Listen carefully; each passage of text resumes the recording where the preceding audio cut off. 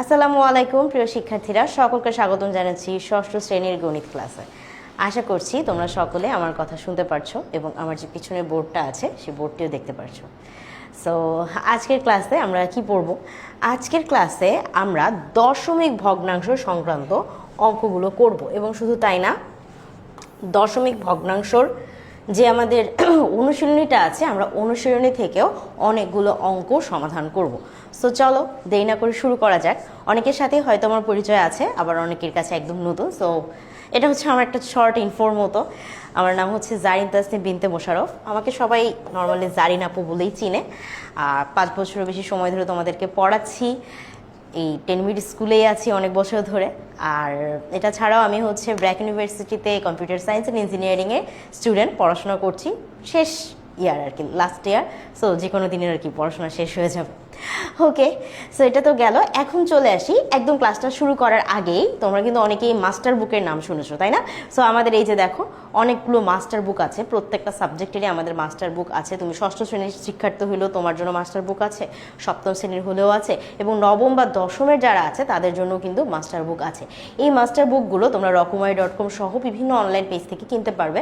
তাছাড়াও যারা হচ্ছে আমাদের অনলাইন ব্যাচের শিক্ষার্থী হবে তারা সরাসরি আমাদের হইতেছে মাস্টার বুকগুলো তাদের বাসায় চলে যাবে। একদম মানে স্টুডেন্ট হলে, অনলাইন ব্যাচের স্টুডেন্ট হলে তাদেরকে মাস্টার বুক দেওয়া হবে। আর এটা ছাড়াও মাস্টার বুক দিয়ে আসলে পড়াশোনাটা কিভাবে করা হয়, ম্যাপ পদ্ধতিতে, মাস্টার, অ্যাপ্লাই, প্রুফ, তিনটাকে মিশ্রিতভাবে আমরা পড়াই ম্যাপ পদ্ধতিতে। অ্যান্ড মাস্টার পার্টে কি হয়, মাস্টার পার্টে বেসিক যেগুলো থাকে সেই বেসিক আলোচনাগুলো হয়। যেমন ধরো আজকে আমি দশমিক ভগ্নাংশ পড়াবো, তো দশমিক ভগ্নাংশ পড়ানোর আগে আমাকে তোমাকে পরিচয় করাতে হবে যে দশমিক কী জিনিস, ভগ্নাংশ কী জিনিস। এবং এই পার্টটাতে আসলে তোমাকে আমি তুমি যে অনেক আগে হয়তো ক্লাস 4 বা 5 থাকতে পড়ে এসেছো যে দশমিকের অঙ্ক করছো, যোগ বিয়োগ গুণ ভাগ, তো ওইগুলো আসলে কিভাবে অ্যাপ্লাই করা যাবে এটাও হচ্ছে আমরা এই অধ্যায়ে শিখব। আর এরপরে যদি আসি অ্যাপ্লাই পার্টটাতে কি হবে, অ্যাপ্লাই পার্টটাতে বিশেষ করে এমসিকিউ আছে। এমসিকিউগুলো দিয়ে তুমি যখন আসলে মাস্টার পার্টে বেসিকটা বুঝে গেছো, তুমি এখন চাইলেই মানে এমসিকিউ সলভ করতে পারবে না। তো আমাদের অ্যাপ্লাই পার্টে এমসিকিউগুলো দেওয়া আছে টপিক ওয়াইজ। সাপোজ ধরো আমাদের কিন্তু অনেকগুলো টপিক আছে একটা অধ্যায়ের ভিতরে, ভগ্নাংশের লসাগু, ভগ্নাংশের গসাগু, দশমিক ভগ্নাংশ। তো তুমি হয়তো একদিনে একটা টপিক পড়ছো, পুরো অধ্যায় তো তুমি একদিনে শেষ করতে পারো না। অন্যান্য বইয়ের ক্ষেত্রে তুমি দেখবে কি যে অধ্যায় শেষে হয়তো এমসিকিউ থাকে এবং ওই এমসিকিউগুলো পুরো অধ্যায় মিলিয়ে থাকে, একদম একসাথে থাকে। তো এখানে তুমি যেহেতু একদিনে পুরো অধ্যায়টা শেষ করতে পারতেছো না, তো আমি এমসিকিউগুলো আসলে সব পড়া হয়ে গেলে তারপর এমসিকিউটা প্র্যাকটিস করতে বসতেছো, কারণ এমসিকিউ তো মিলানো আছে। কিন্তু আমাদের অ্যাপ্লাই পার্টটা এত সুন্দর করে ভাবে সাজানো হয়েছে যে তুমি আজকে একটা টপিক পড়লে, ধরো লসাগু পড়ছো, তো লসাগু রিলেটেড অঙ্কটাই তুমি শুধুমাত্র এমসিকিউতে পাবা। তো প্রত্যেকটা টপিক ওয়াইজ আলাদাভাবে আমরা হচ্ছে এমসিকিউগুলো সাজিয়ে দিয়েছি যাতে তুমি সহজে মানে একটা পড়া শেষ হওয়ার পরেই ওইটা অ্যাপ্লাই করতে পারো, কোথায় ওইটা কিভাবে তুমি আসলে এমসিকিউ তো এটা কেমন করছো ওইটা তোমার একটা আসলে ধারণা হয়ে যায়। এমসিকিউটাও পড়ার সাথেই পড়া হয়ে গেল। ফাইনালি আসি আমরা প্রুফ পার্টে। সো প্রুফ পার্টটা হচ্ছে আমাদের লাস্ট পার্ট, ম্যাপ পদ্ধতির লাস্ট পার্ট। প্রুফ পার্টে কি করা হয়, তুমি এই যে বেসিক্স পড়লে অ্যান্ড এরপর এমসিকিউ পড়লে, প্রুফ পার্টে কি হবে, তুমি সৃজনশীলে সলভ করতে পারছো কিনা। তো সৃজনশীল যদি পারো তার মানে কি, তার মানে তুমি সবটাই বুঝছো। কারণ দেখো সৃজনশীল একটা উদ্দীপক থাকে, ওই ঘটনার সাথে তুমি যা পড়েছো সেটা কতটা রিলেটেড এটা কিন্তু মিলিয়ে তোমাকে লিখতে হয়, তাই না? তো প্রুফ পার্টটাতে তুমি আসলে নিজেকে প্রমাণ দিবে, বাকি সবাইকে প্রমাণ দিবে যে যেই টপিকটা তুমি মানে এত দিন বা এতক্ষণ ধরে পড়েছো সেটা আসলে তুমি এটাতে বেশ পারদর্শী হয়ে গিয়েছো। বুঝতে পেরেছি? So apply, proof, master part সব পার্টেই কিন্তু আমাদের বইয়ের যে অনুশীলনীগুলো থাকছে সেই অনুশীলনীগুলো সলভ করে দেওয়া হয়েছে। পাশাপাশি বিখ্যাত যেসব স্কুল কলেজগুলো আছে তাদের প্রশ্ন এখানে দিয়ে দেওয়া হয়েছে যে তাদের অর্ধবার্ষিকী বা বার্ষিকীতে কী ধরনের প্রশ্ন আসে, কী প্রশ্ন আসে, তো ওইগুলো সলভ সহ দেওয়া হয়েছে যাতে যে তোমার একটা আইডিয়া হয় যে আচ্ছা তোমার স্কুলে কীরকম প্রশ্ন আসতে পারে। তো বোর্ডের প্রশ্নর সাথে সাথে স্কুল ভিত্তিক পরীক্ষার যে প্রশ্নগুলো আছে সেই প্রশ্নগুলোর ব্যাপারেও তোমার একটা আইডিয়া হয়ে যাবে। হোপফুলি আমরা বুঝতে পেরেছি যে আমাদের কোথায় কি কি আছে। সো চলো শুরু করি।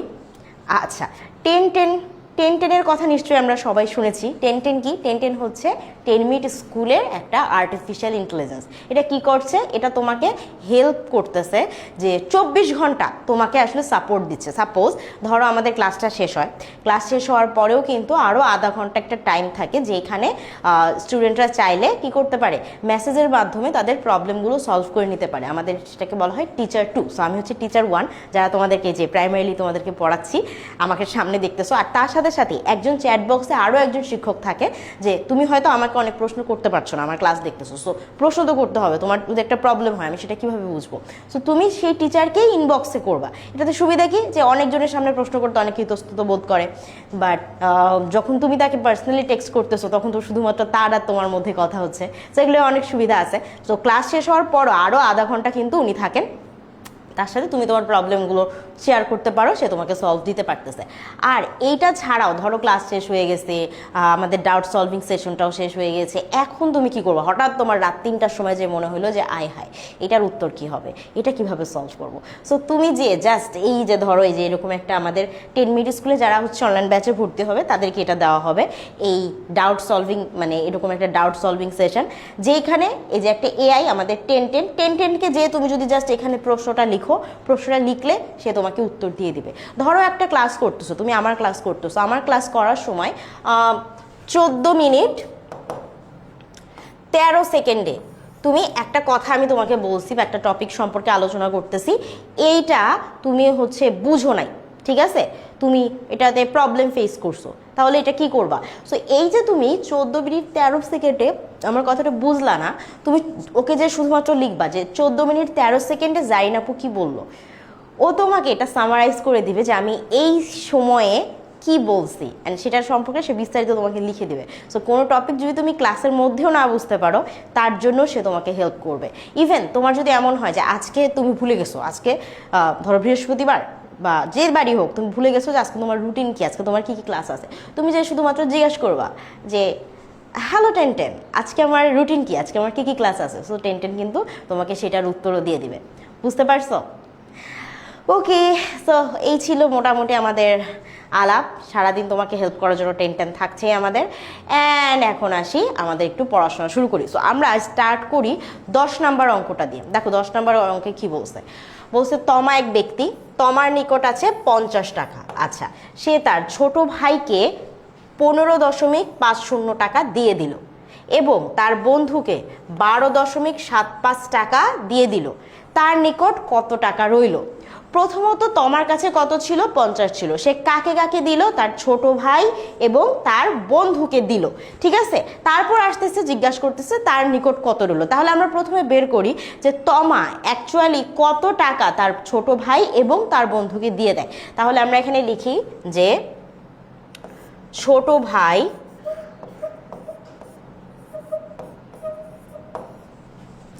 ও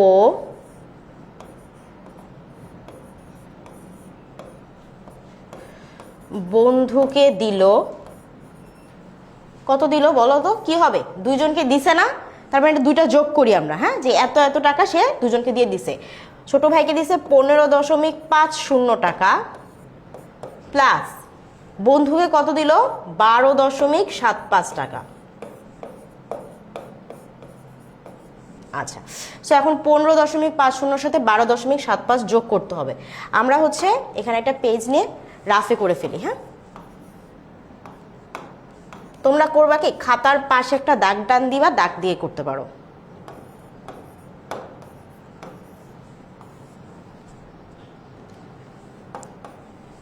দেখো কি হচ্ছে, 5 আর 0 যোগ দিলে কত? 5। 7 আর 5 যোগ দিলে কত? 12। দশমিক দিবা, 1 থাকলো হাতে, না 12 লিখছিলাম, 2 লিখছি, হাতে 1 থাকছে, তাহলে এটা এখানে যোগ হলো 3। 5 আর 8 কত? এই 5 আর 3 কত? 8। 1 আর 1 কত? 2। তাহলে কত পাইলাম আমরা? 28.25, তাই না? তাহলে এটা আমরা এখানে লিখবো যে 28.25। এই টাকাটা কি করছে? এই টাকাটা তমা হচ্ছে কি করছে, তমা তার ছোট ভাই ও বন্ধুকে দিয়ে দিয়েছে। হ্যাঁ, তমা তার ছোট ভাই ও বন্ধুকে এই টাকাটা দিয়ে দিয়েছে। এখন প্রশ্ন হচ্ছে তাহলে তমার নিকট কত রইল? তমার নিকট ছিল 50 টাকা, সেখান থেকে সে এই পরিমাণ টাকা দুইজনকে দিয়ে দেয়, তাহলে এই 50 থেকে এই টাকাগুলো বাদ দিয়ে দিলে বা ও দিয়ে দিলে, ঠিক আছে, কত টাকা ওর কাছে থাকলো, এটা আমরা কিভাবে বের করব? এই টাকা থেকে এটা বিয়োগ দিব, বিয়োগ দিয়ে আমরা বের করব যে কত টাকা তার কাছে এখনো থাকলো, এটা দিয়ে দেওয়ার পরও বা বাদ দিয়ে দেওয়ার পরও, বিয়োগ করে দেওয়ার পরও কত টাকা তার কাছে থাকলো। তাহলে আমরা বের করি যে অতএব তোমার নিকট বা তার নিকট, এই যে লেখা আছে, হ্যাঁ, তার নিকট কত রইল, তার মানে লিখবো আমরা তার নিকট রইল সমান কত ছিল তার কাছে? তার কাছে ছিল 50। এখান থেকে সে কত টাকা দিয়ে দিয়েছে দুইজনকে? 28.25। তাহলে এখন কি, এখন 50 থেকে এটা বিয়োগ করতে হবে। সো আমরা এখানে আবার করি 50, দেখো এখানে কিন্তু 28.25 আছে, বাট এখানে আমার শুধু 50 আছে। সো আমরা কি করব, আমরা 50-এর পরে একটা দশমিক দিয়ে দুইটা শূন্য বসাই দিব, ঠিক আছে? দশমিকের পরে দুইটা শূন্য মানে কি, মানে ওইটা 85, কিন্তু যেহেতু আমার এইটাতে দশমিক আছে, সো ওইটার সাথে মিল রাখার জন্য আমরা ওখানে একটা দশমিক দিয়ে শূন্য শূন্য দিয়ে দিব। এরপর কি, এরপর আমরা কি জানি, দশমিকের বিয়োগে কি, দশমিকের বরাবর দশমিক বসাইতে হয়, তো এখানে আমরা দশমিক বসাইলাম। তারপরে কি আছে, 28.25, তাহলে দশমিকের এই পাশে লিখবো আমরা কত, 28, দশমিকের ওই পাশে কি কি আছে, 25, তাহলে 2 আর 5 আমরা এখানে লিখলাম। এখন আমরা বিয়োগ করি, করো, 0 থেকে 5 বিয়োগ করবা, তাহলে কত থাকবে, 5। আচ্ছা, 10 ধরছিলাম, এখানে আমরা ধরবো এখন 3, তাহলে 10 থেকে 3 বিয়োগ করলে কত থাকবে, 7। এটা কত হয়ে যাবে, 9, তাহলে 0 থেকে 9 বিয়োগ করলে কত থাকবে, 1। 0 মানে 10 ধরছে, এখানে 3 আছে, এখানে 3 আর 5, তাহলে কত, 2। তাহলে কত হইলো আমাদের, 21.75। তাহলে এখানে অ্যান্সার কত আসবে আমার, সমান সমান 21.75 টাকা। এই হচ্ছে আমাদের অ্যাকচুয়াল অ্যান্সার। কত, 21.75 টাকা ফাইনাল অ্যান্সার। বুঝতে পারছি আমরা, ক্লিয়ার হয়েছে? আচ্ছা, এটা যদি বুঝে যাই তাহলে দেখো 11 নম্বরে কি বলছে, পারুল বেগম নামে এক ব্যক্তি আছে যার 100% জমি আছে, খুব ভালো, এবং সেখানে কি হয়েছে, সেই 100% জমিতে 40.5% সে ধান আবাদ করছে, 22.7% 2% মরিচ এবং 10.75% সে আলু চাষ করছে। অবশিষ্ট জমিতে সে বেগুন চাষ করলেন। তিনি কতটুকু জমিতে বেগুন চাষ করলেন? তাহলে সে আগের মতোই না, প্রথমে আমরা বের করব কি, যে সে চাষ করছে কত কত কত জমিতে। সো চাষ করছে কি কি, চাষ করছে হইতেছে ধান কতটুকু, এটা যোগ দিব, ধান কত অংশে জমি চাষ হয়েছে, ধান। তারপরে পরে হচ্ছে মরিচ, এর সাথে মরিচও চাষ করছে, মরিচ কত শতাংশে। তারপরে চাষ করছে আলু, আলু কত শতাংশে, যত যত শতাংশে আছে এটা সবগুলার যোগফল বের করব, ঠিক আছে?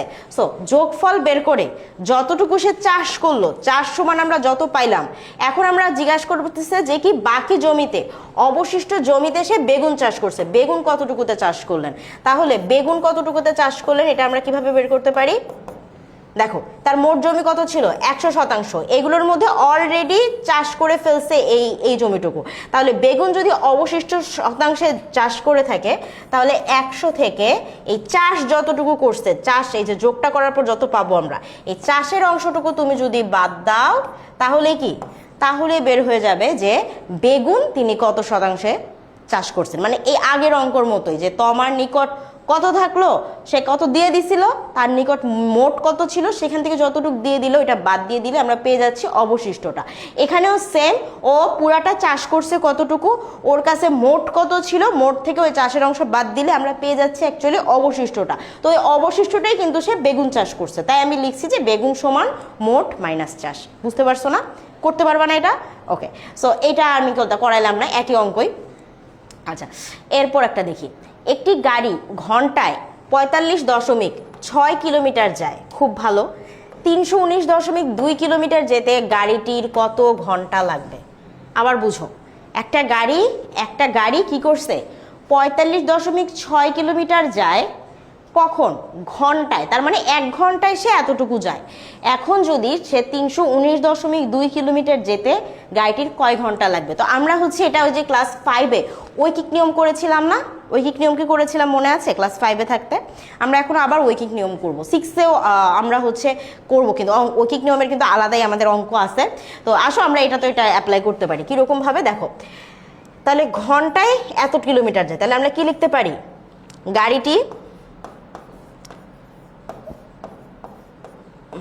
গাড়িটি 45.6 কিলোমিটারকে এই যেরকম শর্টে কিমি লেখা যায়, হ্যাঁ কিলোমিটার শর্টে লিখলাম। গাড়িটি 45.6 কিলোমিটার যায় কত ঘন্টায়? বলছিল ঘন্টায়। ঘন্টায় মানে হচ্ছে 1 ঘন্টায়।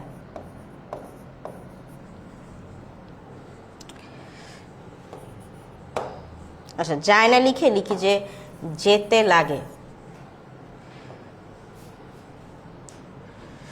গাড়িটির 45.6 কিলোমিটার যেতে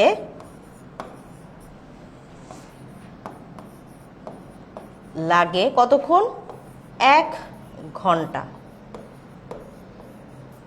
ওকে। বা গাড়িটির 1 কিলোমিটার যেতে, আমরা যে ঐকিক নিয়মে কি করি, যা দেওয়া থাকে সেটাকে 1-এ নেই, তারপরে আমরা যততে চাচ্ছি তততে নেই, তাই না? সো আমার এখানে আসলে 319.2 কিলোমিটারের হিসাবটা বের করতে হবে। আমাদেরকে 45.6 কিলোমিটার দেওয়া আছে। আমি এটা একবার লিখলাম, লেখার পরে আমি এটাকে 1 দেখবো যে 1-এ কতটুকু যায়, তারপর হচ্ছে আমরা 319 দিয়ে দেখবো। এটাই হচ্ছে আমাদের ঐকিক নিয়মের সিস্টেম। সো 1 কিলোমিটার যেতে 1 কিলোমিটার যদি যায়, তার মানে কি? তার মানে তার চেয়ে তার মানে একটু কম সময় লাগবে। সো যদি কম সময় লাগে তাহলে আমরা কি করব?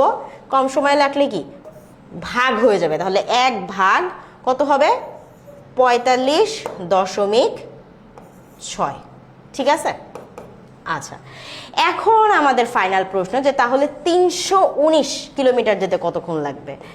তাহলে গাড়িটির 319.6 কিলোমিটার যেতে সময় লাগবে, চিন্তা করো 1 কিলোমিটার যেতে যতক্ষণ লাগছে, সেখানে যদি সে 319 কিলোমিটার বা তার চেয়ে বেশি টাইম মানে বেশি কিলোমিটার যায়, আরও বেশি রাস্তা যায়, তাহলে বেশি রাস্তা যেতে তার বেশি সময় লাগবে না? যেহেতু দূরত্বটা বেশি দূরে যাচ্ছে, বেশি রাস্তা পার করতেছে, তার মানে সময়টাও তো আরও বেশি লাগবে। সো যেহেতু আমাদের সময় বেশি লাগতেছে, তাহলে বেশি লাগলে কি করব? এটা আমরা ভাগ হবে না গুণ হবে? বেশি হলে কি হয়? বেশি হলে গুণ হয়, আর কম হলে ভাগ হয়। তাহলে আমার যেহেতু বেশি লাগতেছে, তাহলে আমি এখানে কি করব? গুণ করব। তাহলে এই যে দাগের উপরে লিখবো। সো 1 গুণন 319.6 যা ছিল ভাগ দিয়ে 45.6। ঠিক আছে?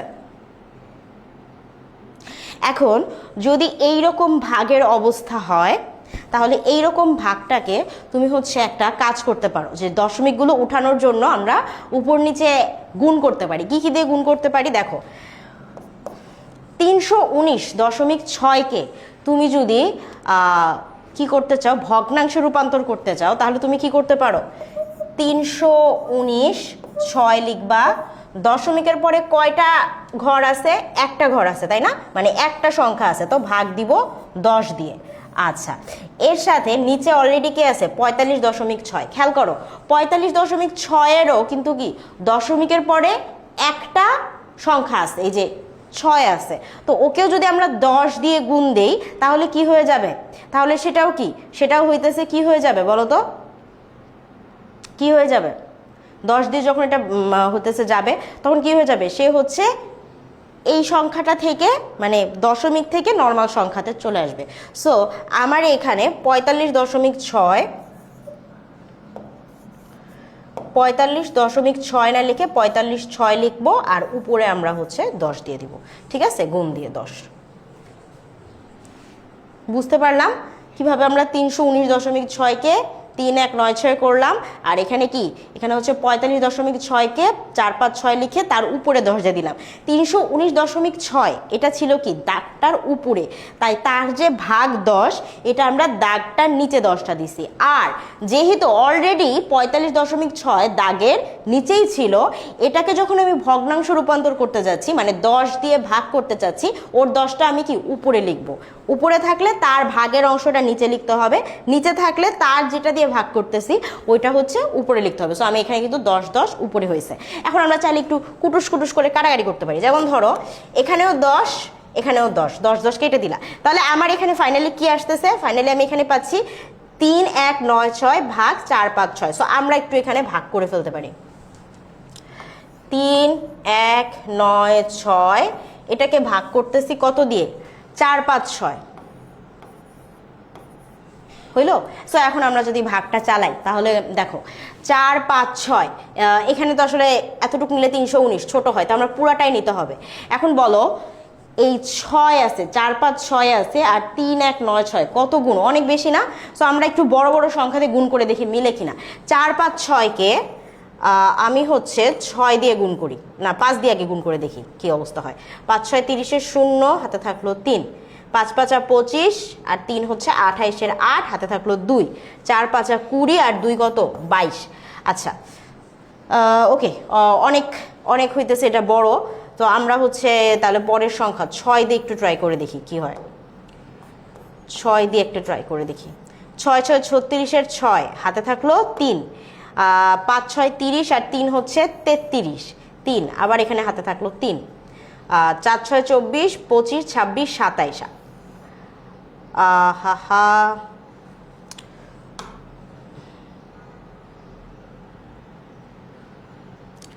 চার 6 24 25 26 27। আচ্ছা 2736, আমাদের 3 1 9 6 আছে, আমরা চাইলে আরেকটু বেশি নিতে পারি। চলো আমরা হইতেছে 8 দিয়ে নিয়ে দেখি। 48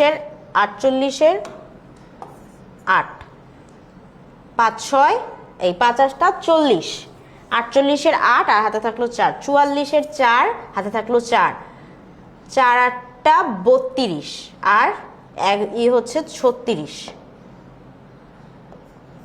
ওকে, সো এটা একটু বেশি হয়ে গেছে। আচ্ছা 7 দিয়ে দেখি তো, 4 5 6, এটাকে 7 দিয়ে যদি গুণ দিই, 35 36 37 38 39 9, হাতে থাকলো, আমি কি কোথাও লিখতে ভুল করিনি তো? ওহো, আমি এখানে 6 লিখছি ভুলে, খুবই দুঃখিত, এই জন্য আমাদের মিলতেছিল না। আচ্ছা এখানে হবে হচ্ছে ওকে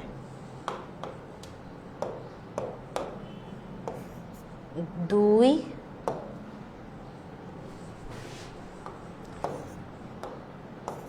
2 9 2। আচ্ছা এবার আমাদের কোনো সমস্যাই হবে না। 9 6 না, 9 এখানে 2 হবে। সরি, আমি ভুলে লিখতে ভুল করছি, দেখছো লিখতে ভুল করলে কিন্তু সব ভুল হয়ে যাবে। আচ্ছা এবার দেখি, 6 7 42 2, হাতে থাকলো 4, 5 7 35, আর 4 39, হাতে থাকলো 3, 4 7 28 29 30 31। এই আমাদের অঙ্ক মিলে গেছে, কত দিয়ে, 7 দিয়ে। তাহলে 7 লিখলে 3 1 9 2, অঙ্ক মিলে গেল। ঠিক আছে, সো কখনো না মিললে আমার মতো একটাবার যে ব্যাক করে চেক দিবা যে আচ্ছা সবকিছু ঠিকঠাক লিখছো কিনা। অনেক সময় হইতে পারে যে আমার মতোই হঠাৎ করে অঙ্কে ভুল হয়ে যেতে পারে। সো অ্যান্সার কি আসলো আমাদের এখানে, 7 দিয়ে আমরা ভাগ করে 7 পাইলাম। সো আমার এখানে উত্তর কত, উত্তর হচ্ছে 7, কি ছিল ঘন্টা, এখানে ঘন্টা লিখে ফেলতে হবে। এইটাই হচ্ছে অ্যান্সার। বুঝতে পারছি, বুঝতে পারছি। ওকে, সো এটা যদি বুঝে থাকি, তারপরে দেখি এটা কি বলছে। একজন শিক্ষক আছে, সে 60.60 টাকা ডজন দরে 722.15 টাকার কমলা কিনে 13 জন শিক্ষার্থীর মধ্যে সমান ভাগে ভাগ করে দেন, তাহলে প্রত্যেক শিক্ষার্থী কয়টা করে কমলা পাবে? দেখো কি বলছে, প্রথমে সে কিনেছে 60.60 টাকা ডজন দরে 722.15 টাকার কমলা, ঠিক আছে। এরপর সে 13 জন শিক্ষার্থীর মধ্যে ভাগ করছে। সো প্রথম কাজ হচ্ছে যে আমার এত টাকা দিয়ে মোট সে কয়টা কমলা কিনছে, এখান থেকে আমাদের এটা বের করতে হবে। ডজন মানে জানি, ডজন মানে হচ্ছে 12টি, ঠিক আছে, 1 ডজন মানে হচ্ছে 12টি কমলা। তার মানে আমরা কি পাইলাম এখানে, এখান থেকে আমরা বলতে পারি যে শিক্ষক 60.60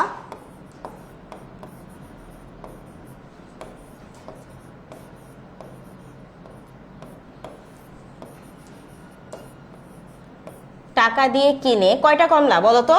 এই যে কয়টা কমলা, 12টি কমলা।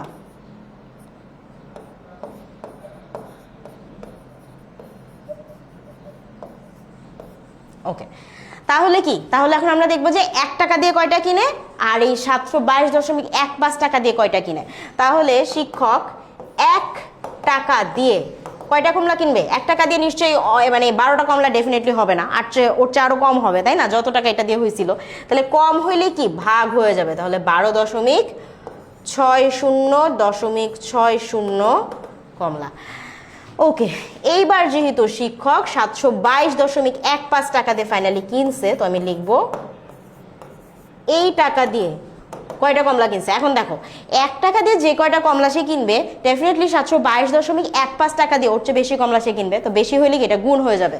তো এখানে কি গুণ হবে, 12 গুণন 722.15 ভাগ হচ্ছে 60.60, ঠিক আছে, এতটা কমলা। এটা কি, এইটা হচ্ছে এই পরিমাণ সে কমলা কিনছে। তো এখন দেখো আগের অঙ্কর মতোই আমাদের কিন্তু আবার দশমিক দশমিক আসছে। সো দশমিকের জন্য আমরা কি করতে পারি, ওই যে আমাদের আবার যতগুলো সংখ্যা ততগুলো দিয়ে আমাদের ভাগ করতে হবে। আচ্ছা, সো আমাদের এখানে যা যা পাইলাম আমি এখানে জাস্ট একটু লিখি। এখানে একটা বড় দাগ দিলাম, এখানে আছে 12, আচ্ছা গুণন আছে, গুণন দিয়ে 722.15 মানে দশমিকের পরে কয়টা সংখ্যা আছে, 2টা, তাহলে ভাগ করতে হবে কত দিয়ে, 1-এর পরে 2টা শূন্য মানে 100 দিয়ে। তাহলে আমি এখানে 722.15 লিখবো, আর নিচে কত লিখবো, নিচে এই যে দশমিক উঠাই দিলাম, 2টা শূন্য, 2টা সংখ্যা ছিল, সো 1-এর পরে আমি 2টা শূন্য দিব। ওকে, এরপর কত আছে, 60.60.60 মানে দশমিকের পরে আরো 2টা সংখ্যা আছে। তার মানে যেহেতু 2টা সংখ্যা আছে, আমি যখন এটাকে ভাগ করতে চাচ্ছি তখন কত দিয়ে করতে হবে, 1-এর পরে 2টা শূন্য। সো যেহেতু 60.60 এই দাগের নিচেই আছে, আমি ওকে যেটা দিয়ে ভাগ করতে চাচ্ছি ওইটা হচ্ছে দাগের উপরে লিখবো, উল্টাটা করতে হবে। সো আমি এইখানে ঠিকই 60 দশমিক না লিখে 60 লিখবো, আর এই যে দাগের উপরে গুণ দিয়ে কত লিখবো, 1-এর পরে 2টা শূন্য মানে 100। এখন আমাদের নর্মাল কাটাকাটি চলবে, সো কাটাকাটি করে ফেলি আমরা। এটা কাটা, এটা কাটা, ঠিক আছে। আচ্ছা দেখো 12 দিয়ে 6060 মনে হয় কাটাকাটি যায়, দেখো তো কাটাকাটি যায় কিনা। 12 5 12 60, তারপর 6 নামবে, 6 নামলে তারপর একটা শূন্য যাবে, শূন্য যাওয়ার পরে কি আবার একটা শূন্য নামবে, তার মানে কি 5 12 60, 505। তাহলে এখন আমি এখানে পাচ্ছি হচ্ছে 505 ভাগ, এটা কাকে ভাগ করবে, 722 15কে। সো আমরা একটা আলাদা পেজে যে ভাগটা করে ফেলি, 505 দিয়ে 722 15। এবার আমি একটু চেক করে নিব আগে ঠিকঠাক লিখছি কিনা। হ্যাঁ ঠিক আছে, ভাগও ঠিক আছে। ওকে, সো ভাগ যদি করি, এখন দেখো 505 দিয়ে 7, আচ্ছা 72,215কে যদি ভাগ করতে যাও, তাহলে একবার এইটা 2বার গুণ দিলে এটা 1000 সামথিং করে আসে। তাহলে আমার যদি 7000 পাইতে হয়, তাহলে মিনিমাম ওকে আসলে 13 থেকে 14 বার ওকে গুণ দিতে হবে। তো আমরা প্রথমে ওকে 505কে 14 দিয়ে গুণ দিয়ে দেখি কি অবস্থা হয়, দেখি মিলে কিনা। 4 5 20, শূন্য হাতে থাকলো 2, 4 0 0 আর 2 মিলে কত হইতেছে, 0 আর 2 মিলে কত 2। আচ্ছা 4 5 20, এরপর এটার সাথে মিলাও, 5 1 5 0 5, দেখো তো কত আছে, 0 7 0 7 7 0 7 0। আচ্ছা আমরা ছোট ছোট করে যাই, আমি ভাবছিলাম একবারে হবে, বাট মনে হচ্ছে না হবে। সো আমরা একটু একটু আস্তে আস্তে করে আগাই। ঠিক আছে, ওকে, একবারই যাবে 505। দেখো কত আসে, 7, 1, এখানে হবে 1। আচ্ছা, এখান থেকে আবার 1 নেমে গেল। তাহলে এখন আমরা যদি 505কে 2 দিয়ে গুণ দিই, তাহলে 1, 5, 2, 0, 0, 1, 5 দুগুণে 10, 1010। এটা হচ্ছে 2।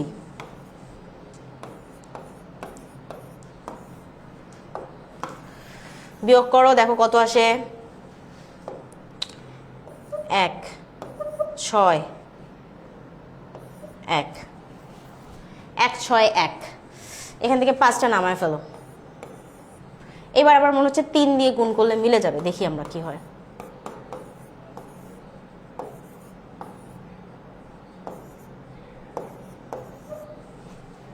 সব ঠিকঠাক করছিলাম তো?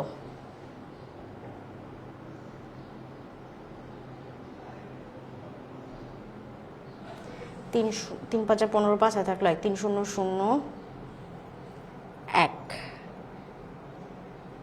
3 5 15।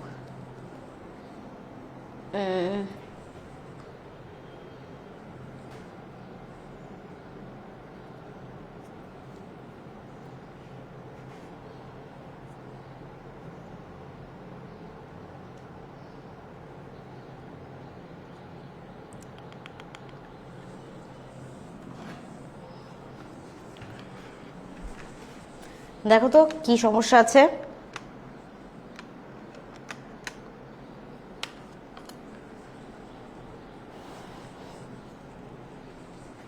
আমরা কি এর চেয়ে বড় সংখ্যা নিতে পারতাম?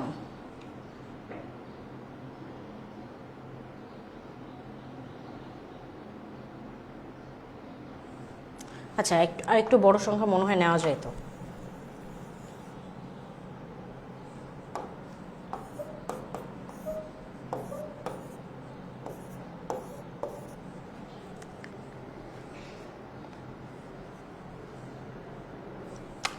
আচ্ছা, যাই হোক, সো তোমরা এখান থেকে জাস্ট ভাগ যদি মিলায় দাও, ভাগ যদি মিলে যায় তাহলে হচ্ছে আমাদের এইখানে চলে আসবে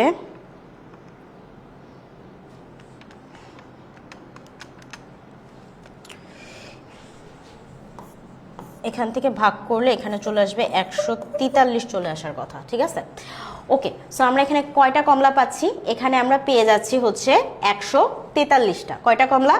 এখান থেকে আমাদের মিলতেছে হচ্ছে 143টা কমলা। এখন সে দেখো, এখন সে এই 143টা কমলা কতজনের মধ্যে ভাগ করে দিয়েছিল? 13 জন শিক্ষার্থীর মধ্যে ভাগ করে দিয়েছিল, তাই না? সো সে যদি এখানে 13 জন শিক্ষার্থীর মধ্যে ভাগ করে দেয়, তাহলে এখান থেকে আমি পাচ্ছি 143টা। এটাকে আমি যদি 13 জন শিক্ষার্থীর মধ্যে ভাগ করি,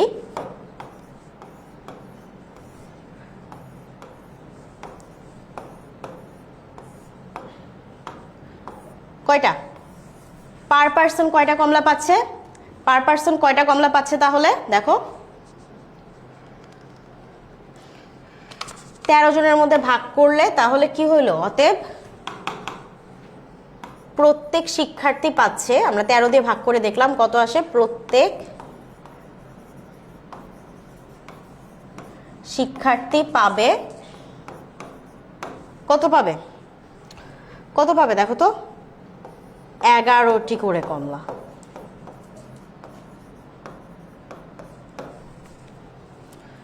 বুঝতে পারছি? বুঝতে পেরেছি? যারা হচ্ছে এই ভাগটা দেখতে চাচ্ছ তারা যে এখানে দেখো, আমি আরেকবার করে দিচ্ছি।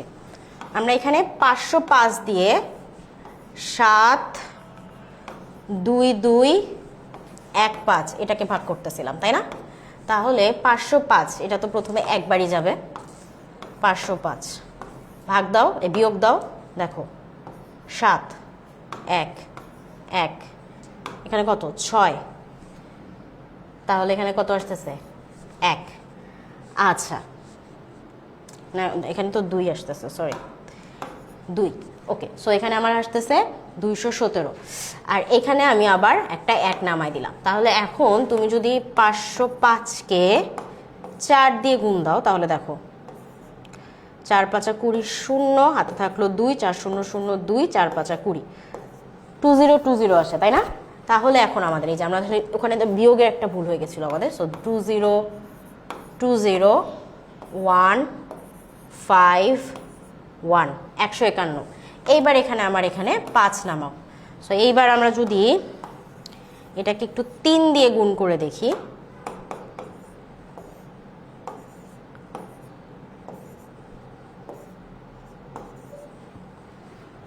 তাহলে আমরা এখানে পাচ্ছি, তাহলে উত্তর কত আসতেছে আমাদের? 143, তাই না? তো এইটাই, এই যে 143টা কমলাই কিন্তু আমার এখান থেকে বের হইলো। এখানে তোমরা লিখে দিতে পারো 143টা কমলা পাইতেছে। সে কি করতেছে? এই 143টা কমলা কতজন শিক্ষার্থীর মধ্যে ভাগ করতেছে? 13 জন শিক্ষার্থীর মধ্যে ভাগ করতেছে। তাহলে প্রত্যেক শিক্ষার্থী কিভাবে পাচ্ছে? এই যে 143কে তুমি 13 দিয়ে যদি ভাগ করো, তাহলে তুমি পেয়ে যাবা 11টি কমলা। বুঝতে পারছি? ওকে, সো এইখানে আমি একটা কথা বলি, দেখো বড় বড় ভাগ আছে, আমারও কিন্তু অনেক জায়গায় টুকটাক একটু ভুল হইলেই এটা কিন্তু আটকায় যাচ্ছে। সো তোমাদের ভুল হওয়ার সম্ভাবনা আরও বেশি। তো আগে থেকেই বলতেছি যে সাবধানে আস্তে ধীরে অঙ্ক করবা, ঠিক আছে? ওকে, নেক্সট আমরা যাই। একটি বাস আছে, বাসের 0.15 অংশ কাদায়, 0.65 অংশ পানিতে এবং পানির উপরে বাসটির দৈর্ঘ্য আছে 4 মিটার। তাহলে সম্পূর্ণ বাসটির দৈর্ঘ্য কত? ঠিক আছে, সো এই অঙ্কটা আমরা করব না, এরকম আরেকটা অঙ্ক আমরা সৃজনশীলে আছে, ওইটা আমরা দেখব। একই ধরনের অঙ্কই আমরা হচ্ছে সৃজনশীলে দেখব, ঠিক আছে? আচ্ছা, সো আমরা আগে এই অঙ্কটা একটু করে নিতে পারি। এই অঙ্কটা করার পরে তারপরের টুকুতে আমরা হচ্ছে একটা সৃজনশীল সলভ করবো আজকে। দেখো, আব্দুর রহমান নামে এক ব্যক্তি আছে, সে তার সম্পত্তির 0.15 অংশ স্ত্রীকে দান করলেন। বাকি সম্পত্তির কি হইল? 0.5%, 0.5 অংশ পুত্রকে ও 25 অংশ কন্যাকে দেওয়ার পরেও তিনি দেখলেন তার অবশিষ্ট সম্পত্তির মূল্য এত টাকা, মানে অবশিষ্ট যা থাকলো এটা এত টাকা। আব্দুর রহমান সম্পত্তির মোট মূল্য কত? এখন দেখো, আব্দুর রহমান যেই ব্যক্তি, সেই ব্যক্তি কি করছে? তার সম্পত্তির 0.125 অংশ হচ্ছে স্ত্রীকে দিছে। তার সম্পত্তির এত অংশ স্ত্রীকে দিছে। তার মোট সম্পত্তির কথা কিন্তু আমরা জানি না যে তার মোট সম্পত্তি কত। বাকি সম্পত্তির 0.50 অংশ পুত্রকে ও 0.25 অংশ কাকে দিছে? তার কন্যাকে দিয়েছে নাকি? সো এর পরে তার কাছে মোট মূল্য সম্পদ যা আছে তার মূল্য এখানে দেওয়া আছে। এখন আমাদেরকে বের করতে হবে যে তার কাছে মোট আসলে বাকি যেটা থাকলো সেটার মূল্য যদি এরকম হয়, মোট সম্পত্তির মূল্য কত?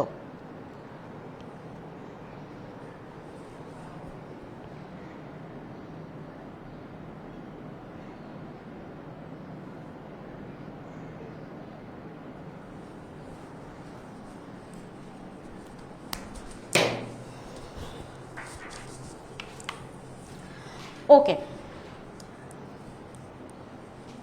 সো দেখো, আব্দুর রহমান যে ব্যক্তি, তার যে সম্পত্তি আছে, এই সম্পত্তি দেখো, তার সম্পত্তির এত অংশ সে স্ত্রীকে দিয়েছে। তাহলে এখন আমরা জানি না যে আব্দুর রহমানের সম্পত্তি আসলে মোট কত আছে। তাহলে আমরা যেটা করতে পারি, আমরা এখানে এটা ধরে নিতে পারি যে ধরি আব্দুর রহমানের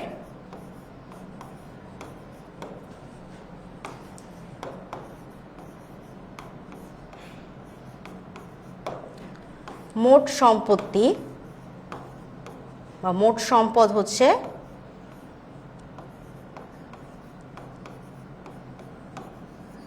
ক। আমরা এটা ধরে নিলাম। তাহলে সে কি করতেছে? তার স্ত্রীকে দান করতেছে, তাই না? সে তার স্ত্রীকে কি দিতেছে? দান করতেছে কত অংশ? এই সম্পদের 0.125 অংশ। তাহলে সে তার কি করতেছে? স্ত্রীকে কতটা অংশ দিচ্ছে এটা আমরা এখন লিখেছি। স্ত্রীকে দিল মোট সম্পদ মানে ক এর 0.125 অংশ, তাই না? আচ্ছা, দান করলো। বাকি সম্পত্তির 0.5 অংশ পুত্রকে এবং 0.25 অংশ কন্যাকে। তাহলে এখন তুমি চিন্তা করো যে যত অংশ উনি ওনার স্ত্রীকে দিছে, স্ত্রীকে কত অংশ দিছে দেখো তো, ক। এর মানে কি? এর মানে হচ্ছে গুণ চিহ্ন, আমরা জানি তাই না, আমরা সরল অঙ্কে করি। 0.125 এটাকে তুমি হচ্ছে এটাকে কি করবা, ভগ্নাংশে নিয়ে আসো। সো এখানে কত হবে, 125 হবে। আর নিচে কত যাবে, যে দশমিকের পরে কয়টা আছে অঙ্ক, 3টা আছে, তার মানে 1000, 3টা শূন্য দিয়ে ভাগ যাবে, এত অংশ। এটা হচ্ছে স্ত্রীকে দিছে। এখন এরপরে কি করছে, এরপরে দেওয়ার পর বাকি যে অংশটা থাকবে সেটা তার পুত্রকে দিবে, তারপর তার কন্যাকে দিবে, তাই না? এই যে দেখো, এটাই কিন্তু বলছে যে বাকি সম্পত্তি, তার মানে স্ত্রীকে দিয়ে দেওয়ার পরে বাকি সম্পদ কত, এটা আমরাকে বের করি। তাহলে বাকি সম্পদ কত দেখো তো, স্ত্রীকে দেওয়ার পরে বাকি সম্পদ কত, বাকি সম্পদ কত বলো তো? তার মোট সম্পদ ছিল ক, ক থেকে সে স্ত্রীকে দিয়ে দিয়েছে 125 ক ভাগ 1000, তাই না? তার মানে বাকি সম্পদ কত অংশ, এটা আমরা বের করব। দেখো আমরা এখানে কি করব, এখানে আমরা ভগ্নাংশের বিয়োগ করব। এই 1000 নিচে 1000 লিখে ফেলো, ঠিক আছে? এবার এখানে কি হবে, 1000 ক মাইনাস কত, 125 ক, ঠিক আছে? আচ্ছা, সো তার মানে এখানে তুমি কত পাইলা, 1000 থেকে যদি 125 বাদ দাও কত হবে,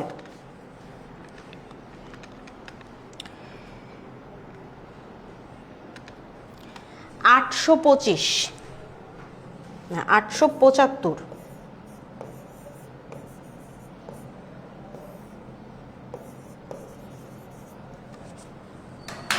ওকে, কি আসলো তাহলে আমাদের, যে এত অংশ, বাকি সম্পদ হচ্ছে এত অংশ।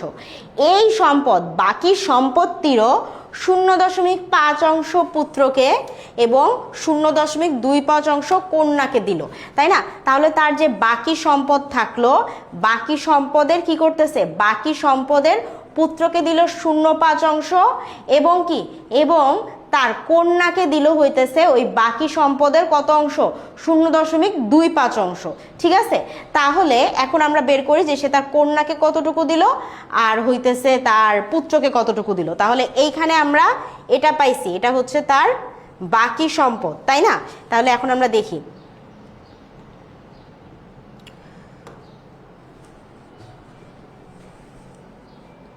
পুত্রকে দিল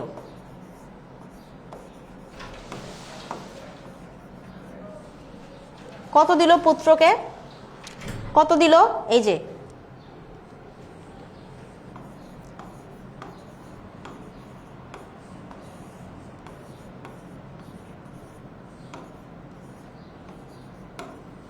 0.5 অংশ, তাই না?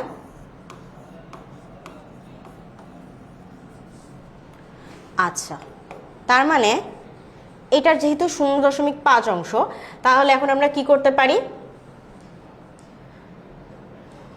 কি করব আমরা, এটা দেখো এত 8 দেওয়া আছে, তাহলে আচ্ছা 475 তো 875 হওয়ার কথা, আমি লিখেছি 475।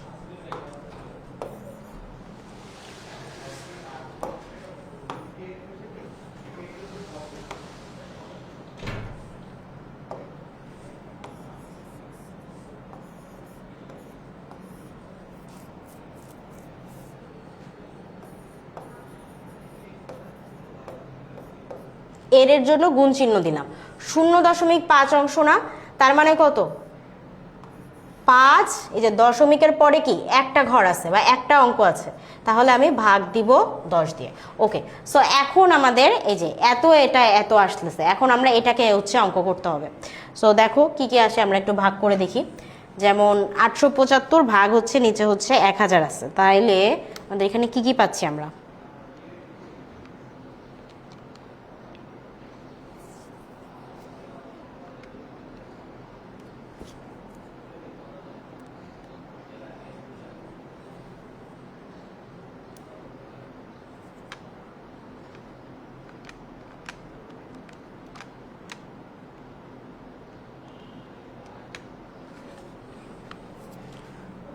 উত্তর আসে 0.4375 ক।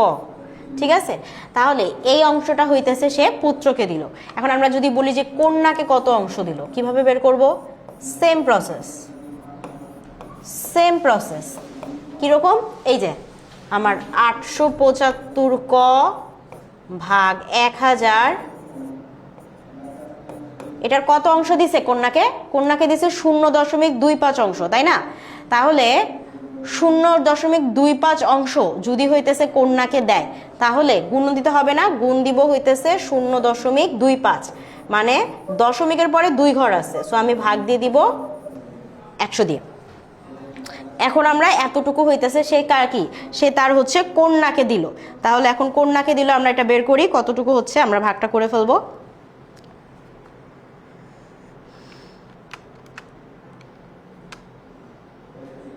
চাইলে একটু কাটাকাটি করতে পারি, যেমন ধরো এই যে 25 আর 1000 কাটলে কত? এখানে 4, তাই না? আর এখানে হচ্ছে উপরে আছে 875।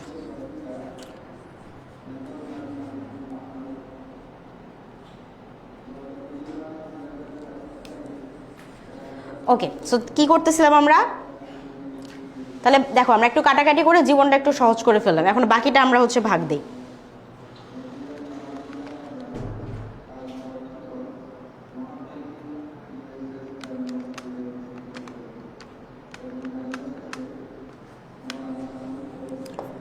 এখানে আমাদের আসবে 0.218 ক, কিন্তু ক এর মতোই থাকবে, ঠিক আছে? সো ক লিখে ফেলতে হবে। ওকে, এইটা তো বুঝলাম। তাহলে এখন দেখো আমার কিন্তু বের হয়ে গেছে যে তার মোট সম্পত্তি যদি ক হয়, তাহলে তার স্ত্রীকে কতটুকু দিল, তার পুত্রকে কতটুকু দিল এবং তার কন্যাকে কতটুকু দিল। তার মানে এখন আমাদের বের করতে হবে যে আব্দুর রহমানের বাকি সম্পদের অংশ কতটুকু। তাহলে আমরা যদি এখন দেখি যে কি লিখব, যে স্ত্রী পুত্র ও কন্যাকে দেওয়ার পর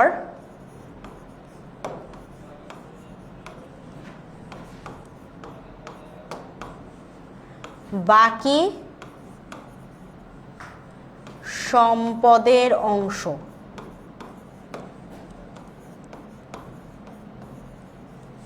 বাকি সম্পদের অংশ বের করো। বাকি সম্পদের অংশ কত? মোট সম্পদ ছিল ক, এখান থেকে স্ত্রীকে কত অংশ দিছে, স্ত্রীটা বের করি আগে আমরা। স্ত্রীকে কত অংশ দিছে দেখো, 875 ক ডিভাইডেড বাই 1000, তাই না? এটা হচ্ছে স্ত্রীকে দিচ্ছে, তাহলে এটাই লিখতে হবে এখানে।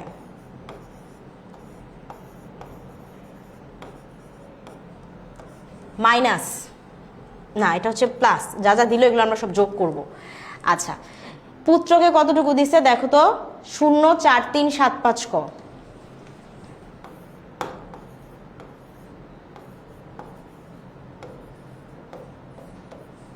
আচ্ছা, আর এই পাশে হচ্ছে আমাদের কন্যাকে কত দিছে, 0.218 ক।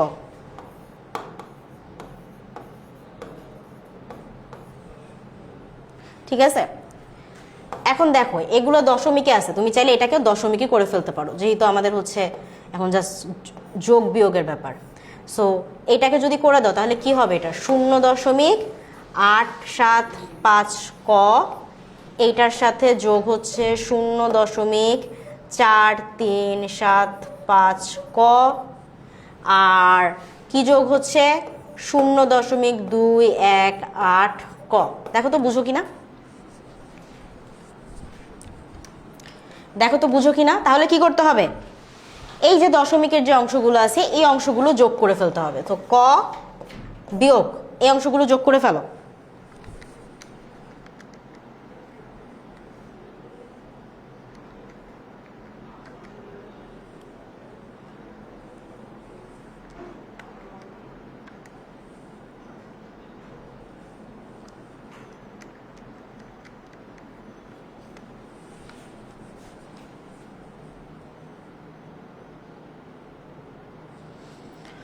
যোগ করলে কত আসে, আমার আসছে 1.5 305। তাহলে এখন এই ক মানে কি? ক মানে হইতেছে এখানে কি এক ক, তাই না? ক মানে তো একটাই ক, এক। তাহলে এই এক থেকে এইটা হইতেছে বিয়োগ করতে হবে। বিয়োগ করো, কত আসে? বিয়োগ করো, কত আসে? বিয়োগ করো, কত আসে?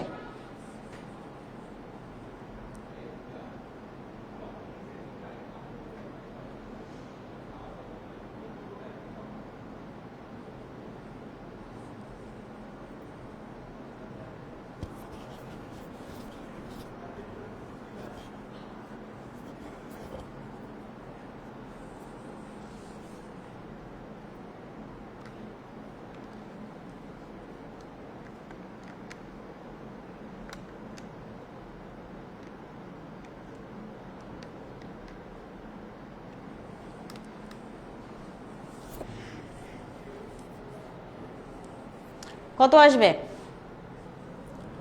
0.53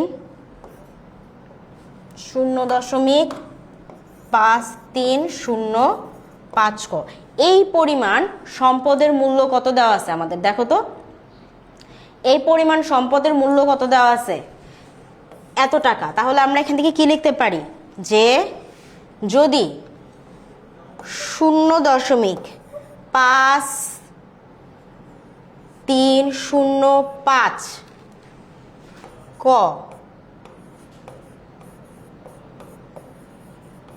অংশের মূল্য কত? মূল্য 315,000 টাকা। তাহলে এই অংশের মূল্য কত হবে বলো তো? শুধুমাত্র এক অংশের মূল্য কত হবে? দেখো, এইটার চেয়ে এক কি একা একটু কম হওয়া উচিত না? তার মানে কি হবে? তার মানে আমরা এখানে কি করব? 31500। এটা কি? এটা কি হবে বলো? কি হবে?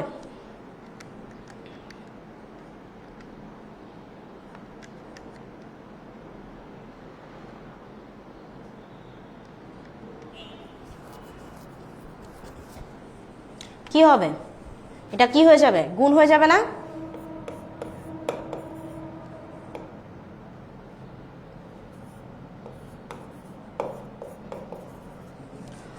গুণফল বের করে দেখিও, ফাইনালি তোমাদের উত্তর চলে আসবে। কারণ এক মানে কি? এক মানেই তো হচ্ছে আমাদের একটা ক, তাই না? একটা কই তো আমাদের বের করতে ছিল যে মোট সম্পদের মূল্য কত। যোগ বিয়োগ গুণ ভাগ সবকিছু ঠিকঠাক থাকলে আমাদের এখানে উত্তর আসার কথা হচ্ছে কত? এই যে এইটা। বুঝতে পারছি? বুঝতে পারছি সবাই? ওকে, সো আশা করি অঙ্কটা তোমরা সবাই খুব ভালো করে বুঝতে পারছো। এখন আমরা নেক্সট আরেকটা সৃজনশীলে যাব।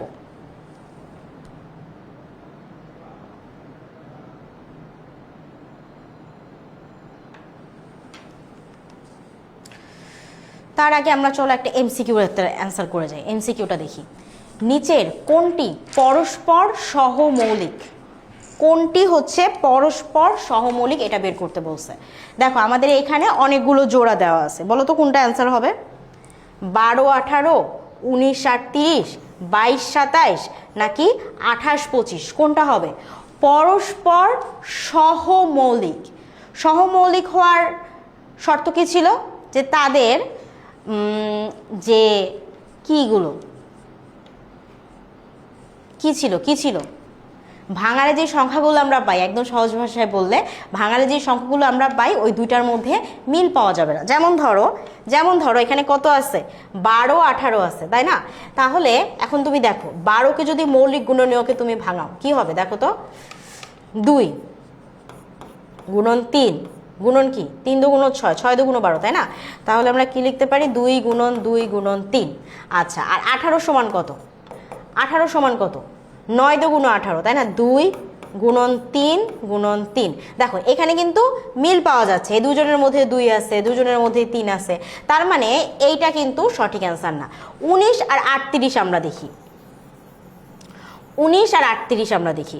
19 একটা মৌলিক সংখ্যা, তার মানে 19-এর আসলে কেউ নাই, 19 একে 19 ছাড়া। কিন্তু 38 কিন্তু মৌলিক সংখ্যা না, যেমন 2 গুণন 19, 19কে 2 বার গুণ করলে আমরা আসলে 38 পাই। তার মানে দেখো এখানেও 19 আছে, এখানেও 19 আছে, তার মানে কি তাদের হতেছে যে মৌলিক গুণনীয়কগুলো মিল তো পাইছি আমরা, যেহেতু মিল পাইছি তার মানে এটাও সঠিক উত্তর নয়। এবার আসবো আমরা হচ্ছে 22 আর 27 দেখি কি হয়। 22কে কি করা যায় বলো? 2 এর সাথে যদি 11 গুণ দাও তাহলে তুমি 22 পাবা, ঠিক আছে, আর কিছু দিয়ে ভাঙানো যাচ্ছে না। 27 কি করা যায় দেখো, 3 3 3, দেখো তো কি লিখলাম, 3 তিরিকে 9, 3 নং 27, তাই না? এখন তুমি খেয়াল করো, ওর আর ওর মৌলিক গুণনীয়কগুলোর মধ্যে কোনো মিল নাই, ওর আছে 2 আর 11 আর ওর আছে সবগুলা 3। তার মানে আমরা বলতে পারি যে হ্যাঁ 22 আর 27 এটা কি, এটা হচ্ছে আমাদের একমাত্র সংখ্যা যাদের গুণনীয়কগুলোর মধ্যে কোনো মিল পায়নি, সো ওদের দুজনকে আমরা বলতে পারি কি, সহমৌলিক। যদি আমাদের সিতে সহমৌলিক উত্তর আমরা পেয়েই যাই, আমাদের কিন্তু আর বাকিগুলো দেখার দরকার নাই, তাই না?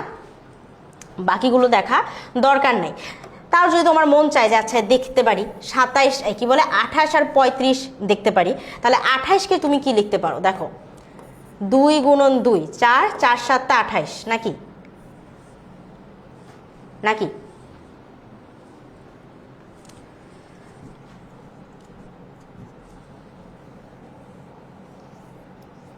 আর 35, 5-এর সাথে 7 গুণ করলে 35 পাওয়া যায় না? তার মানে দেখো এখানেও 7 এখানেও 7 থাকলো, মিল পেয়ে গেলাম না? সো মিল পেয়ে গেলেই তো আর এটাকে আমরা লিখতে পারবো না যে এরা হচ্ছে সহমৌলিক। বুঝতে পারছি? ওকে, সো এরকম আরও কিছু এমসিকিউস দেওয়া আছে, তোমরা চাইলে দেখতে পারো।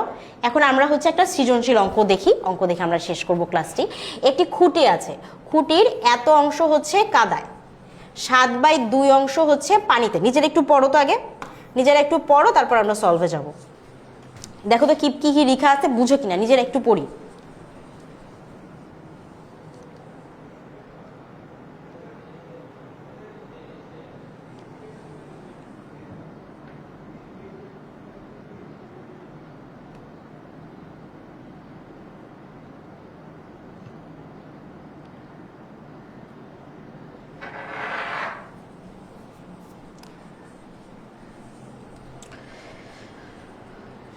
বলতেছিলাম যে এই সৃজনশীলটা সলভ করব। সো সৃজনশীলে কি লেখা আছে দেখো, একটি খুঁটি আছে, খুঁটির 9/25 অংশ কোথায় আছে? কাদায় আছে। 7/20 অংশ কোথায় আছে? পানিতে আছে। পানির উপরে খুঁটিটির দৈর্ঘ্য কত? 29 মিটার, তাই না? তার মানে এখন আমরা ক থেকে শুরু করি। কি বলছে? 0.15কে সাধারণ ভগ্নাংশে প্রকাশ করো। আমরা এতক্ষণ ধরে অঙ্কগুলো করছি, এখন আমরা কিন্তু ইজিলি পারবো। দেখো 0.15, এটাকে যদি আমরা সাধারণ ভগ্নাংশে প্রকাশ করতে চাই তাহলে আমাদের একটা দাগ দিতে হবে, তারপর যা আছে তাই লিখতে হবে। তারপরে আমাদের দেখতে হবে যে দশমিক, এই দশমিকের পরে কয়টা অঙ্ক আছে? 2টা অঙ্ক আছে, তাহলে 1 লিখে তারপরে 2টা শূন্য, এই 100 দিয়ে ভাগ করতে হবে। হয়ে গেল, এটা ছিল দশমিকের। দশমিক থেকে আমরা কিসে করলাম? এটাকে ভগ্নাংশে নিয়ে আসলাম, সাধারণ ভগ্নাংশে রূপান্তর করলাম। খুব ইজি না? খ নাম্বার বলছে খুঁটিটির সম্পূর্ণ দৈর্ঘ্য নির্ণয় করো। এখন দেখো ওই খুঁটির 9/25 অংশ কাদায়, 7/20 অংশ পানিতে আছে। পানির উপরে খুঁটিটির দৈর্ঘ্য 29 মিটার। তাহলে মোট যে খুঁটি, তুমি নর্মালি চিন্তা করো এটা হচ্ছে সেই খুঁটি, এখানে করি, এটা হচ্ছে একটা খুঁটি। সেই খুঁটির কি হয়েছে? 9/25 অংশ কাদায়, ঠিক আছে? 9/25 অংশ হচ্ছে কাদায়। আচ্ছা, কাদা হচ্ছে হলুদ কালার দিয়ে দেখাই, ঠিক আছে? এই যে কাদার মধ্যে হচ্ছে 9/25 অংশ। আচ্ছা, কাদার উপরে আছে হচ্ছে পানি, সেই পানিতে কতটুকু অংশ আছে? পানির মধ্যে আছে হচ্ছে 7/20 অংশ, ঠিক আছে? এবং পানির উপরে বাকি খুঁটিটির অংশ আছে, ঠিক আছে? খুঁটিটির বাকি অংশ হচ্ছে পানির উপরে আছে। এখন পানির উপরে খুঁটিটির যত অংশ আছে তত অংশ সমান হচ্ছে 29 মিটার। কত অংশ সমান কত? 29 মিটার। তাহলে এখন যদি তুমি এই 29 মিটার, যেহেতু তার খুঁটিটির উপরের অংশ এটুকু তোমাকে দেওয়া আছে, তোমাকে যদি সম্পূর্ণ খুঁটিটির দৈর্ঘ্য নির্ণয় করতে হয়, প্রথমে বের করতে হবে যে পানি আর কাদায় মিলে কতটুকু আছে। ঠিক আছে? সো আমরা যেহেতু জানি না যে খুঁটিটির আসলে মোট অংশ কত, আমরা ধরে নিব যে ধরি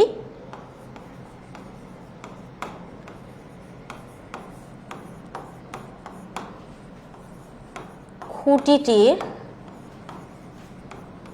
মোট অংশ, মানে পুরো খুঁটিটি হচ্ছে ক। ঠিক আছে?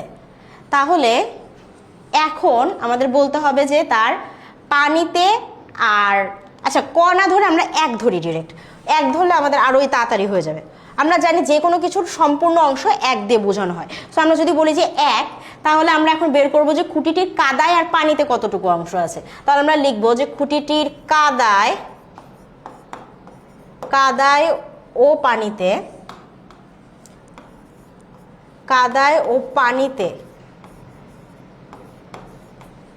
আছে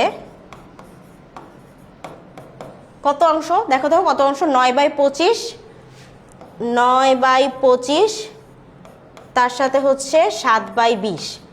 এই অংশটুকু কোথায় আছে? এই অংশটুকু হচ্ছে কাদা আর পানিতে আছে, তাই না? আচ্ছা, তাহলে আমরা যোগ করে ফেলি।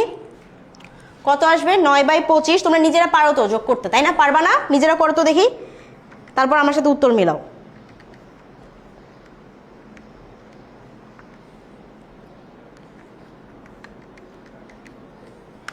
কত আসবে? আমার আসছে 71/100 অংশ।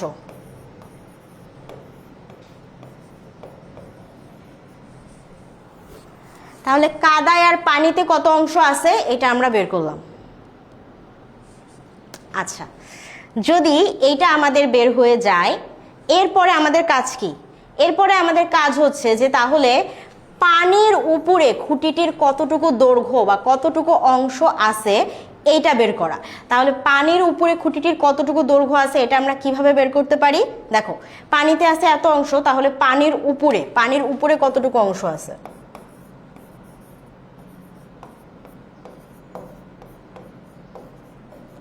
মোট খুঁটিটির অংশ কত ধরছিলাম আমরা? 1। তাহলে পানির উপরে আছে 1 মাইনাস 71/100 অংশ সমান কত? করে ফেলবা বিয়োগটা। 1 থেকে 71/100 কত আসে? আমার আসছে 29/100 অংশ। এতটুকু কি উপরে আছে? দেখো প্রশ্নে কি বলছে? বলছে পানির উপরে খুঁটিটির দৈর্ঘ্য হচ্ছে 29 মিটার। তার মানে এইখানে আমরা যেটা পাইলাম এই অংশটার মাপ হচ্ছে 29 মিটার। তাহলে আমরা কি লিখতে পারি যে প্রশ্ন মতে 29/100 অংশের দৈর্ঘ্য কত? দৈর্ঘ্য সমান 29 মিটার। তাহলে আমাদের পুরো খুঁটিটার দৈর্ঘ্য বের করতে হবে না? পুরো খুঁটিটার দৈর্ঘ্য কি হবে? এক অংশ, তাই না? তাহলে এক অংশের দৈর্ঘ্য কত হবে? দেখো, এইটার চেয়ে এক অংশ কি আরো ছোট হবে না? তার মানে তুমি যদি এটা করো যে 29 কি হবে? 29 ভাগ, তার মানে এটা উল্টায় যাবে। সো এই নিচে চলে আসবে 29, উপরে চলে আসবে 100, তাই না? ভাগ করলে তো কি হয়? ভগ্নাংশ উল্টায় যায়। সো আমার এখানে 29/100 ছিল, ভাগের কারণে 29 নিচে চলে আসলো, 100 উপরে চলে আসলো। এবার কিন্তু খুব সহজ। এবার আমরা জাস্ট এখানে কাটাকাটি করব। উত্তর কত আসতেছে? উত্তর আসতেছে 100 মিটার। আমাদের প্রশ্ন উত্তর শেষ। তো আমাদের খ নম্বরের প্রশ্ন কি ছিল? সম্পূর্ণ খুঁটিটির দৈর্ঘ্য নির্ণয় করো। অতএব সম্পূর্ণ খুঁটিটির দৈর্ঘ্য কত নির্ণয় হলো?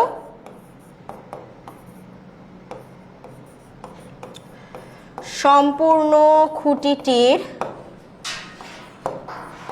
দৈর্ঘ্য কত? দৈর্ঘ্য হচ্ছে 100 মিটার। বুঝতে পারছি? এখন গ নাম্বার দেখো, উদ্দীপকের ভগ্নাংশদ্বয়কে সমহর বিশিষ্ট ভগ্নাংশে প্রকাশ করে পানি ও কাদায় খুঁটিটির কোন অংশের দৈর্ঘ্য বেশি তা নির্ণয় করো। প্রথমে আমাদের কাজ কি? সমহর বিশিষ্ট ভগ্নাংশে প্রকাশ করতে হবে 9/25 এবং 7/20কে। তো আমরা যদি সমহর বিশিষ্ট ভগ্নাংশে প্রকাশ করতে যাই তাহলে ভগ্নাংশগুলো কি কি প্রথমে আমাদের লিখতে হবে যে দেওয়া আছে কি কি ভগ্নাংশ। দেওয়া আছে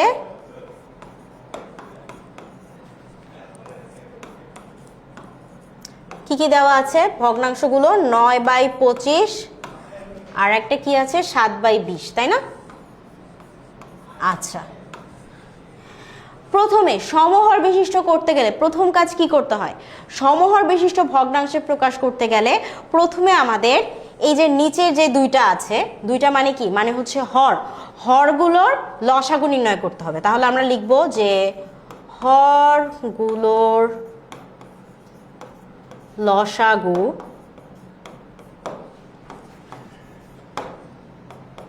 লসাগু আমরা হচ্ছে পাশে বা সাইডে কোথাও একটা জায়গা নিয়ে করে আসবো, ঠিক আছে? তো ধরো হচ্ছে, আচ্ছা এখানে না, লসাগু আমরা নির্ণয় করি 25 আর 20 এর লসাগু করতে পারবো না আমরা লসাগু নির্ণয়? দেখি আমরা লসাগু নির্ণয় করতে পারি কিনা।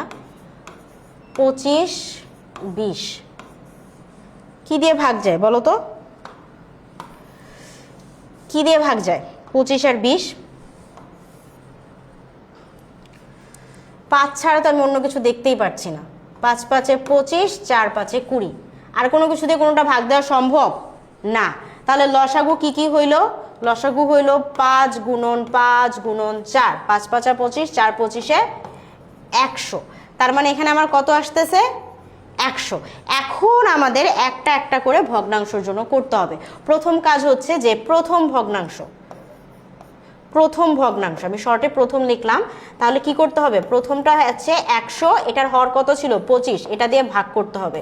তারপর যে ভাগফল পাবো আমরা সেটা কত? 4, 4 25 100 হয় না? 4। তার মানে প্রথম ভগ্নাংশে কি করতে হবে? ভগ্নাংশটাকে কি করতে হবে? 9কে 4 দিয়ে গুণ দিতে হবে আর 25কেও 4 দিয়ে গুণ দিতে হবে। উত্তর কত আসবে? 36 ভাগ 100 গেল। দ্বিতীয় ভগ্নাংশের কথা চিন্তা করো। দ্বিতীয় ভগ্নাংশ কে আছে? 7/20। তাহলে এখানে লসাগু যে 100, 100কে কত দিয়ে ভাগ করতে হবে? 20 দিয়ে। উত্তর পাবো 5। এবারের কাজ কি? এই ভগ্নাংশের উপরে নিচে কি বলে হর আর লব দুইটাকেই আমার এখন 5 দিয়ে গুণ করতে হবে। কত আসবে? 35। নিচে কত আসবে? 100, তাই না? তাহলে 36/100, 35/100। আমাদের কিন্তু দুইটা ভগ্নাংশই সমহরে চলে আসছে, দুইজনের হরই 100 আর নাম্বারগুলো কত কত আছে? 35 আর 36। এখন তুমি বলো যে যদি আমাদের হরের মান সমান থাকে তাহলে আমরা কি দেখে বলবো যে কোন ভগ্নাংশের মান বেশি? কোন ভগ্নাংশের মান বেশি এটা আমরা কিভাবে বলবো? যেই ভগ্নাংশের হর না লবের মানটা বেশি আসবে সে হইতেছে বড়। তাহলে এখন দেখো এখানে আমরা কি পেলাম যে 36 /100, এটা কার চেয়ে বড়? এটা অবশ্যই 35/100, এটার চেয়ে বড়। তাহলে আমাদের প্রশ্নে কি ছিল? প্রশ্নে বলছিল যে সমহর বিশিষ্ট ভগ্নাংশে প্রকাশ করে পানি ও কাদায় খুঁটিটির কোন অংশের দৈর্ঘ্য বেশি তা নির্ণয় করো। তাহলে আমাকে বলো যে প্রথমে যে ছিল, প্রথমে 9/25 ছিল, তাই না? 9/25, এই 9/25ই কিন্তু 36/100। তার মানে আমরা এখান থেকে কি লিখতে পারি যে 9/25 এটা আসলে কার চেয়ে বড়? 7/20 চেয়ে বড়। অতএব আমাদের অ্যান্সার কি? উত্তর কি হবে বলো? কোন অংশের বেশি দৈর্ঘ্য বেশি? কার দৈর্ঘ্য বেশি? 9/25 কি ছিল? কাদায় ছিল না, তাহলে এই অংশের দৈর্ঘ্য কি বেশি হলো না? তাহলে আমরা কি লিখবো যে অতএব খুঁটিটির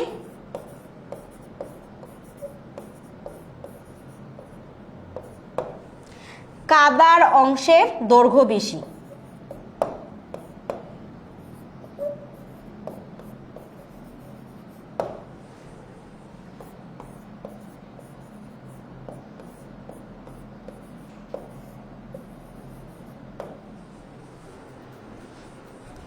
দেখো বাবারা, বুঝো কিনা? বুঝতে পারছি সবাই? বুঝতে পেরেছি? বুঝতে পেরেছি? ওকে, সো এই ছিল আমাদের ক্লাস। আমি চেষ্টা করছি সবগুলো অঙ্ক হাতে করায় দেওয়ার। হাতে করাইতে যে অনেক সময় মনে হইতে পারে যে আরে আপু তো ভুল করতেছে, আপু তো ভুল করতেছে। আমি আসলে যতটা ভুল করছি ততটা বেশি চেষ্টা করছি যে তোমরা নিজেরা যাতে করো। কারণ আমরা ক্লাসে হইলে কি করি বলো? ক্লাসে হইলে তখন আমাদের কন্টিনিউয়াসলি স্টুডেন্টরা কমেন্ট করতে থাকে এবং স্টুডেন্টরাই আমাদের হচ্ছে ভুলটা ধরে। এটাও একটা আমাদের প্রসেস যে স্টুডেন্টরা আমাদের ভুল ধরবে, বলবে আপু আপনি কিন্তু এখানে মাইনাসে ভুল করছেন, এটা প্লাসে ভুল করছেন। কারণ অনেক সময় অনলাইন ক্লাসে কি হয়, স্টুডেন্টরা পড়তে থাকে, তারা আসলে ভুলে যায় যে মানে ক্লাস যে চলতেছে ক্লাসেই থাকে না। সো ভুল করার এটা একটা সুবিধা যে ভুল করা স্টুডেন্টরা হচ্ছে বলতে থাকে যে আপু এখানে ভুল হয়েছে। সো ওরা নিজেরাও আসলে অনেক বেশি সতর্ক থাকে। সো যাই হোক, তোমাদের সাথে ক্লাস করে ভালো লাগলো। আশা করছি তোমাদের সাথে অনলাইন ব্যাচে আমাদের দেখা হবে, তখন তোমাদের সাথে অনেক কথা হবে ইনশাল্লাহ। আজকের ক্লাস এই পর্যন্তই। সবাই ভালো থাকো, সুস্থ থাকো, আর দেখা হবে তোমাদের সাথে অন্য কোনো সময় অন্য কোনো ক্লাসে। আর এই যে এক নজরে কিন্তু আমাদের কিন্তু সব ইম্পর্টেন্ট জিনিসগুলো দেওয়া আছে। সো তোমরা চাইলে মাস্টার বুকে আর কি পেয়ে যাবা সব কিছু, এখান থেকেও দেখে নিতে পারো যে একটা অধ্যায় শেষে আসলে কি কি মনে রাখতেই হবে, কি কি পড়তে হবে। অ্যান্ড প্র্যাকটিসের জন্য প্রচুর এমসিকিউস দেওয়া আছে, ঠিক আছে? সো তোমরা চাইলে তোমাদের মতো করে প্র্যাকটিস করে নিতে পারো। আর যাই হোক, তোমাদের যে কোনো প্রশ্ন, কোর্সের দাম, মাস্টার বুক কীভাবে পাবো, কোথায়, যা প্রশ্ন আছে এই যে 16910 এই নাম্বারে কল দিবা। আমাদের কোনো মাস্টার বুক সংক্রান্ত হোক আর যে কোনো প্রশ্নই হোক না কেন, আমাদের স্টুডেন্ট অ্যাডভাইসাররা ফোনটা ধরে তোমাকে সকল প্রশ্নের উত্তর দেবে। ঠিক আছে, সবাই ভালো থাকো, সুস্থ থাকো। আসসালামু আলাইকুম।